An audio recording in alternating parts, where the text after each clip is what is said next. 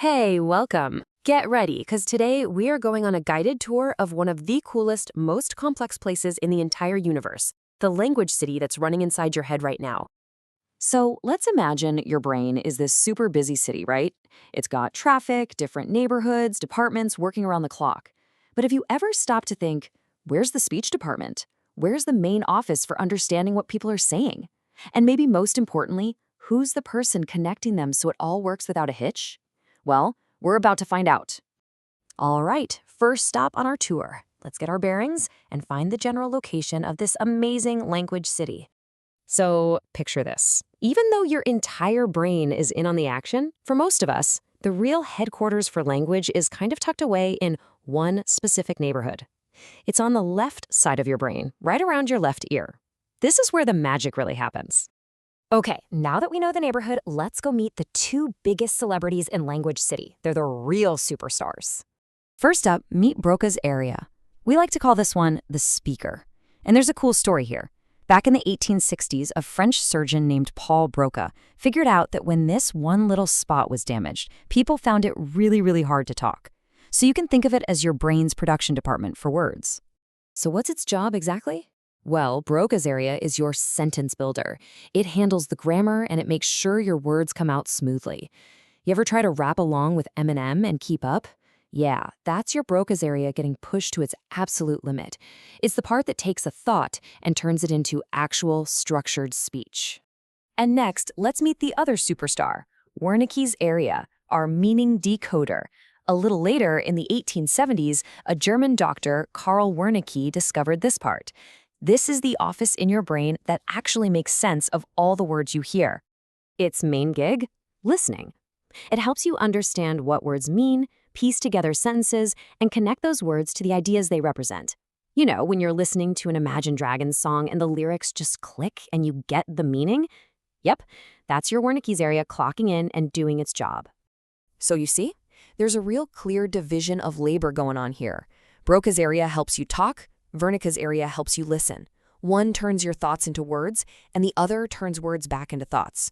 You know that feeling when you're listening to a Maroon 5 song? You hear every word perfectly, but if someone asks you for your opinion right then, you might struggle for a response? That just shows you how different their jobs really are. Okay, so having the words ready to go is one thing, but actually saying them out loud? That needs a whole other department. So let's head over to the mouth's mission control. And that would be the motor cortex. Look, if Broca's area is the scriptwriter, then the motor cortex is the director on set, telling all the little actors, your muscles, exactly what to do and when to do it. It's the hands-on, physical part of speaking. The motor cortex is busy sending out all these tiny signals to the muscles in your jaw, your tongue, your face, even your larynx, your voice box.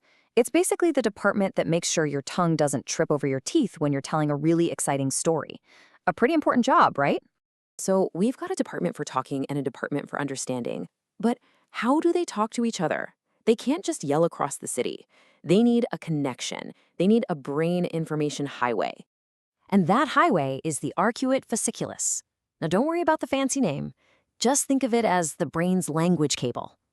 It's this big bundle of nerve fibers, basically a high-speed data line that connects Wernicke's area, our decoder, directly to Broca's area, our speaker, so they can work together perfectly. Let's see how it all works together. Imagine you're watching an episode of Bluey and you hear a line that's just so heartwarming. First, your Wernicke's area decodes it and gets the meaning. Then, zap, the arcuate fasciculus shoots that "I get it" message over to Broca's area, which cooks up a response. Finally, the motor cortex gets the order to move your mouth, and you say, "Ah, that's so sweet." It's this perfect little four-step dance.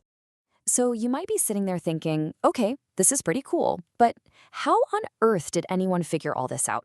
Well, that's a great question. Let's take a quick look at how scientists actually drew the map of our brain's language city. You know, this map wasn't drawn up in a day. It started way back in the 1860s with Paul Broca, then it got a major update in the 1870s from Karl Wernicke, and it got even more detailed in the 1950s when neurosurgeons could actually stimulate parts of the brain during surgery to see exactly which areas controlled which speech muscles. But here's the really crucial thing. A lot of what we know came from studying people who had unfortunately suffered damage to these specific areas. By seeing what went wrong, like someone who could understand language but not speak it, scientists could pretty much reverse engineer how the whole system is supposed to work. It's kind of like figuring out what a car part does by seeing what happens when it breaks down. And that's our tour. But before you go, let's do a quick pop quiz to see what you remember. You ready? First question. To deliver those legendary lines like Barney Stinson, which area, the speaker, is essential for producing all that awesome speech? Question 2. You're deep into an episode of Breaking Bad, trying to follow that complex plot. Which part of your brain, the meaning decoder, is working overtime to make sense of it all? And for our final question, what do we call that super important language cable, that bundle of nerves that connects the speaker and the decoder? So, how did you do? I want to know. Drop your answers for questions 1, 2, and 3 down in the comments. Thanks so much for joining me on this tour of your brain's incredible language city.